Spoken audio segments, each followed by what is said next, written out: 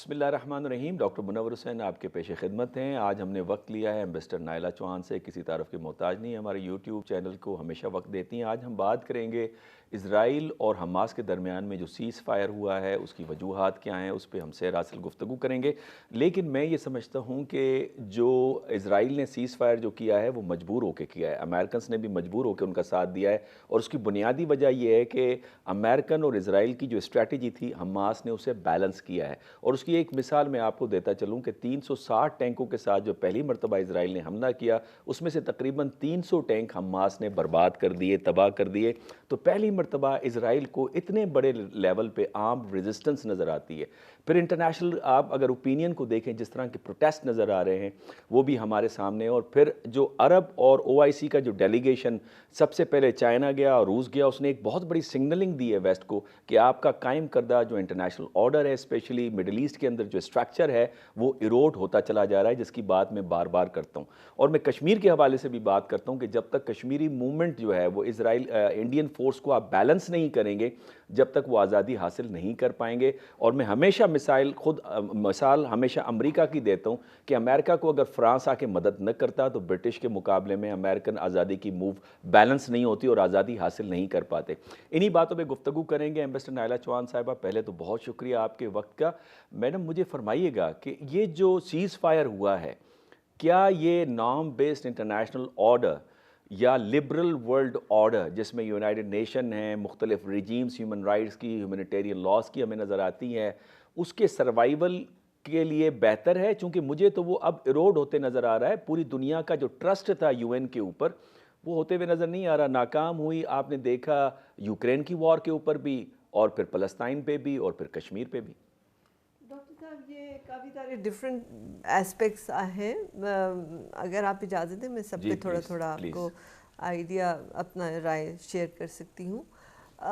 جہاں تک تو جو ابھی غزہ میں ہوا ہے، رول بیس آرڈر جو تھا اس کی خلاف ورزی تھی ان دا فرسٹ پلیس، کیونکہ اسرائیل نے جو وہاں ایکشن کیا اور کر رہا ہے پچھلے 75 ایئرز سے، وہ رول بیس آرڈر کے اندر کہیں ڈیفینیشن میں نہیں آتا۔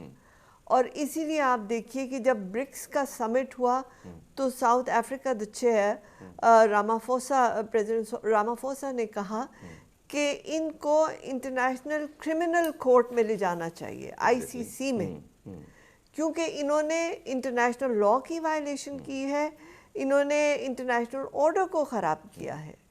سو ان کو کیا حق ملتا ہے کہ یہ اس طرح سے دھڑلے سے ظلم پہ ظلم کیے جائیں؟ سو آپ دیکھیے کہ برکس میں بھی یہ موضوع اسی طرح ہی ہوا، چھیڑا گیا۔ جو آپ نے فرمایا کہ جو اسلامک کنٹریز اور عرب کنٹریز، اس سے پہلے سعودی عربیہ نے سمٹ کیا تھا، extraordinary session summit on the situation in Palestine. اس کے بعد انہوں نے فیصلہ کیا کہ ہم اپنے فارن منسٹرز کو P5 کنٹریز کے کیپٹلز میں بھیجیں گے ٹو لابی اگینسٹ یہ جو ریزولوشن میں ویٹو کا استعمال ہو جاتا ہے۔ سو وہ بھی اپنی جگہ چل رہا ہے۔ سو اس میں کافی ٹیئرز ہیں جو کام کر رہے ہیں ایٹ انٹرنیشنل لیول۔ جہاں تک UN کی بات آتی ہے، میں پہلے بھی عرض کر چکی ہوں، UN جو ہے وہ مشتمل ہے اپنے ممبران پہ، جو ممبران ممالک ہیں۔ اب ایک باڈی ہے جنرل اسمبلی، جس میں کہ سارے دنیا کے ممالک میں majority except for 1 or 2 countries اس کے ممبرز ہیں۔ دوسری ہے سیکیورٹی کاؤنسل، اور سیکیورٹی کاؤنسل میں ویٹو پاور کے جو ہیں وہ P5 ہیں، اور اس کے بعد آپ کے نان پرماننٹ ممبرز 15 ہیں جو آن روٹیشن ہوتے ہیں۔ اب وہاں پہ کوئی ریزولوشن اگر آتی ہے نا، the difference is کہ سیکیورٹی کاؤنسل کی ریزولوشنز جو ہیں وہ امپلیمنٹیبل ہوتی ہیں۔ امپلیمنٹیبل اس لیے ہوتی ہیں کہ ان کے پاس wherewithal ہوتا ہے to contribute to the forces for implementation of the resolution۔ General assembly جو ہے وہ جو ریزولوشنز کرتی ہے وہ ان پرنسپل ہوتی ہیں، پر ان کی امپلیمنٹیشن جو ہے وہ ممبران پہ ڈپینڈ کرتا ہے, وہ اس طرح سے مینڈیٹری نہیں ہوتی اور نہ ہی ان پہ کوئی انفورسمنٹ ہو سکتی ہے, کیونکہ یو این کا اپنا کوئی میکنزم نہیں ہے جو کہ اس کو فورسفلی امپلیمنٹ کرا سکے.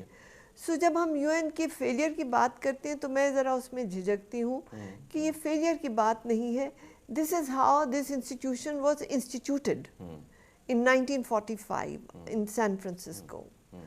سو آپ نے دیکھا کہ اس دفعہ ایپک سمٹ بھی سین فرانسسکو میں ہوا, اور اراؤنڈ دس ٹائم, کیونکہ یہ اکتوبر یہ جو مہینہ ہے اسی کے آغاز میں یو این کا بھی ابتدا ہوئی, اسٹیبلشمنٹ ہوئی سین فرانسسکو میں, اور یہ ایپک سمٹ بھی وہاں ہوا.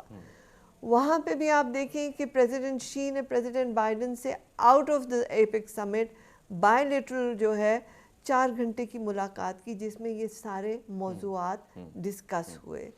چین نے اس میں جو ہے ثالثی رول بہت پلے کیا.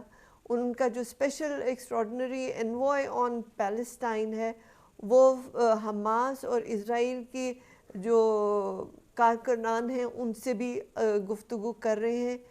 قطر نے اس میں بہت امپورٹنٹ رول کیا. ابھی یہ جو 4 دن کا ٹروس جسے کہہ رہے ہیں, it's not a ceasefire, it's a truce, 4 دن کا, اس کو عمل پیرا قطر کی ثالثی سے ہوا.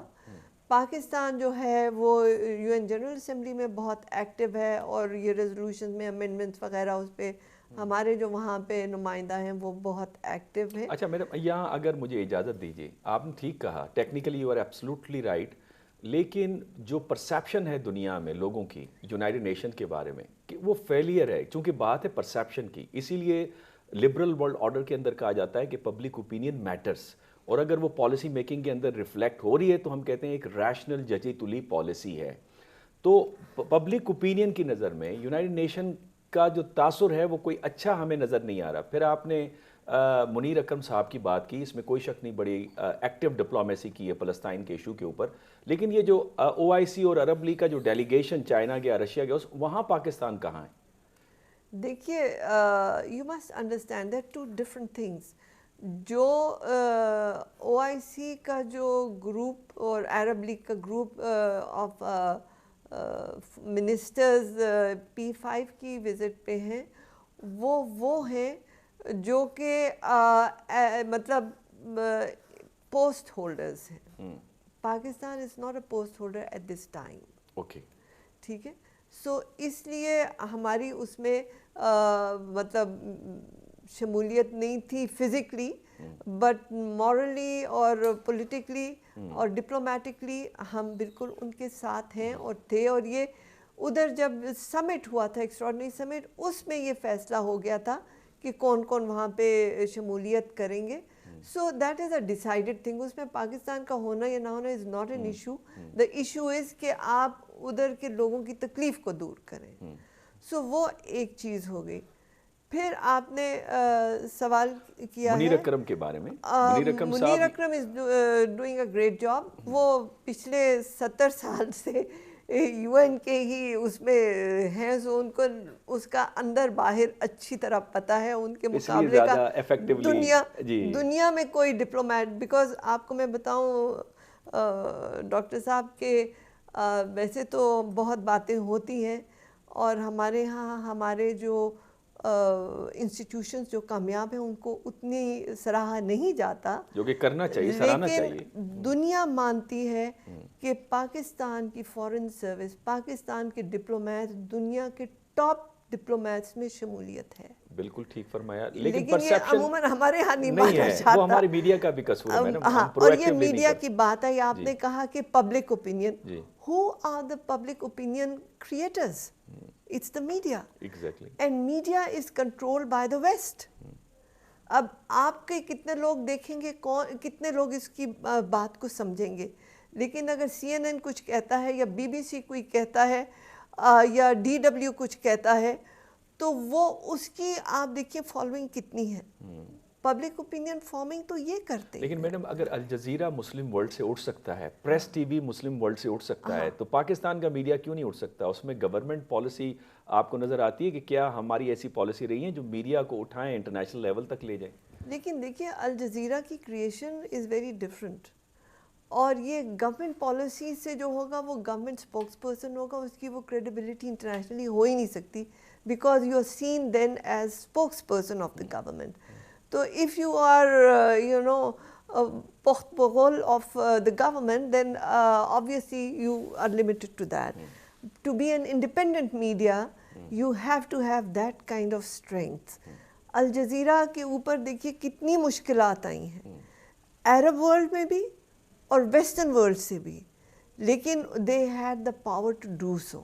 They continued with it. اور اس میں انہوں نے کتنے جو ہیں فارن جرنلسٹ کو شامل کیا جن کی آلریڈی کریڈیبلٹی تھی, اور وہ اپنی ویورشپ بھی اس کے اندر لے کے آئے. میڈم جو قطر ہے پاکستان کے مقابلے میں اس کی کیا طاقت ہے ان ٹرمز آف جغرافی, in terms of population, in terms of military? انہیں سیکیورٹی چاہیے ہوتی ہے تو فیفا ورلڈ کپ میں ہماری سیکیورٹی وہاں پہ چلی جاتی ہے اور بڑا اچھا ہم نے وہاں پہ جا کے perform. Compare apples and oranges. پیسہ بولتا ہے. میڈم ایپل کون ہے اور اورنج کون ہے؟ ہم ایپل ہے اورنج ہے. جو آپ کا دل چاہے. آخری سوال میڈم, مجھے کائنڈلی بتائیے گا, انڈیا کا ڈیتھ اسکواڈ جو ہے دنیا کے اندر ایکسپوز ہوا ہے, بہت سارے ناقدین کا یہ کہنا ہے کہ انڈیا ہمیشہ پاکستان کو ایکسپوز کرتا ہے, اس کے خلاف پروپیگنڈا کرتا ہے ٹیررزم نیٹ ورک کا. ہم نے کلبھوشن یادیو کو پکڑا, اب تک اس کو پکڑ کے اس کا اچار ڈال رہے ہیں, اور دوسری طرف جو ہے اب یہ جو انٹرسیپٹ کی سٹوری ہے, فائنینشیل ٹائمز کی سٹوری ہے, کیوں نہیں ہم دنیا میں جا کے بتاتے کہ یہ جو آپ اپنے اسٹریٹجک پارٹنر یا الائے, تو میں نہیں کہوں گا پارٹنر, چونکہ الائے تو وہ صرف انگریزی بولنے والے اور کرسچن رائٹ موومنٹ کے ساتھ جو تعلق رکھتے ہیں انہی کو رکھتے ہیں پارٹنرز, ان کو جو آپ نے ساتھ لے کے رکھا ہوا ہے, چاہے وہ اسرائیل ہے یا انڈیا ہے, اس سے انہی کا جو قائم کردہ نظام ہے دنیا میں وہ ناقص ہوتا جا رہا ہے, لوگوں کی پرسیپشن اس کے بارے میں خراب ہو رہی ہے, انہی کو نقصان ہو رہا ہے, فائدہ تو نہیں ہو رہا.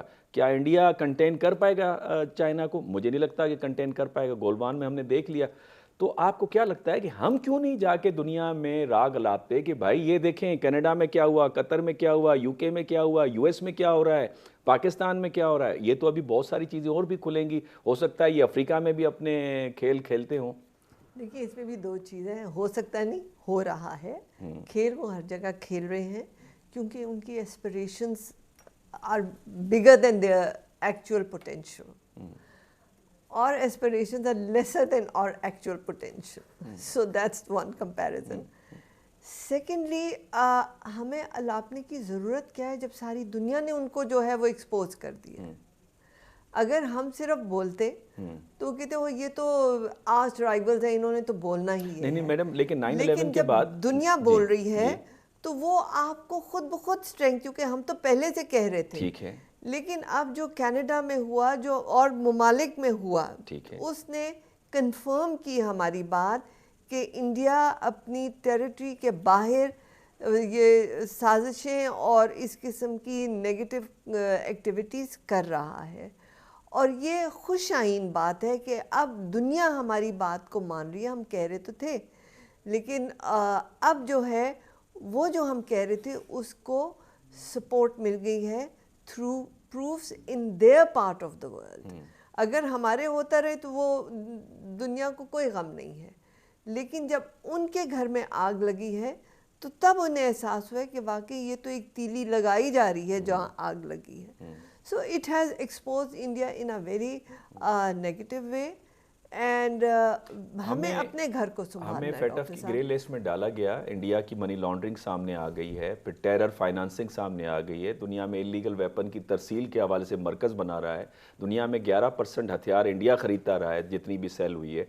کیا آپ کو لگتا ہے کہ انڈیا کو امریکہ, کینیڈا, I5 اور دوسری انٹرنیشنل کمیونٹی پنش کرے گی اور گرے لسٹ میں لائے گی جس طرح پاکستان کو 7-8 سال گرے لسٹ میں رکھا ہوا تھا؟ ڈاکٹر صاحب دیکھیے ابھی جس حالات میں انڈیا ہے اور مودی صاحب کی حکومت جو ہے اس وقت اپنے الیکشن کے ایجنڈا پہ ہے, اور اسی لیے RSS جو ان کا مطلب کیا کہتے ہیں کہ آرمڈ ونگ ہے وہ ان ایکٹیویٹیز میں شامل ہے. اٹس ناٹ جسٹ را, اٹ از RSS آلسو جو اس میں ایکٹیویٹیز میں شامل ہے. تو FATF کا اس وقت دیکھیے they were postponing FATF review for quite some time, پر وہ اس وقت انہوں نے پوسٹ پون کر دیا, پر جب ہوا تو ایسے وقت پہ ہوا جو کرٹیکل ہے. critical in three aspects. Number one, کہ ساری دنیا میں ان کی جو ایکٹیویٹیز تھیں وہ ایکسپوز ہوئی سائملٹینیسلی, اور ساتھ ہی جو ہے ان کے اندر جو ڈسکریمنیشن چل رہی ہے, جو مائنورٹیز کے ساتھ ہو رہی ہے, وہ بھی لائم لائٹ میں آ گیا. تیسرا, ہم جو دنیا کو بتا رہے تھے وہ بھی شامل ہو گیا. آپ دیکھیے یہ اتنی بڑی ان کی اکانومی ہے جس کا 43% انفارمل اکانومی ہے, جس میں کسی کو نہیں پتا کہ وہ کہاں سے آتے ہیں پیسے, کہاں جاتے ہیں, اسمگلنگ کیا ہو رہی ہے, ٹیررسٹ ایکٹیویٹیز میں کیا کچھ جا رہا ہے, وہ اب FATF سوال کر رہا ہے. سو آئی ہوپ, کیونکہ یہ جن ممالک کی آپ نے بات کی جو پہلے پش پناہی کرتے تھے, اب جب ان کے گھر میں آگ لگی اور وہاں بھی الیکشنز ہونی ہیں اور وہاں بھی پبلک اوپینین اب نیگیٹو ہوا ہے, تو آئی تھنک کہ اب جو ہے اتنا دیدہ دلیری سے یہ کام نہیں ہو سکیں گے جو پہلے ہوتے تھے. بہت شکریہ ایمبیسڈر نائلہ چوہان صاحبہ, آپ ہمیشہ مہربان رہی ہیں, اور جب بھی ہم نے آپ سے وقت مانگا ہے آپ نے وقت دیا. آپ کی انالیسس کا انفیکٹ ہمارے ناظرین کے لیے وہ ضرور انسائٹفل ہوگی. میں بھی لرن کرتا ہوں, وہ بھی لرن کرتے ہوں گے. انشاءاللہ نیکسٹ ٹاپک کے ساتھ دوبارہ آپ کے ساتھ ایک اور موضوع پہ گفتگو رہے گی. ناظرین, آپ نے ایمبیسڈر نائلہ چوہان صاحبہ کو سنا, آپ کے کمنٹس کا انتظار رہے گا. اجازت دیجیے, اللہ حافظ.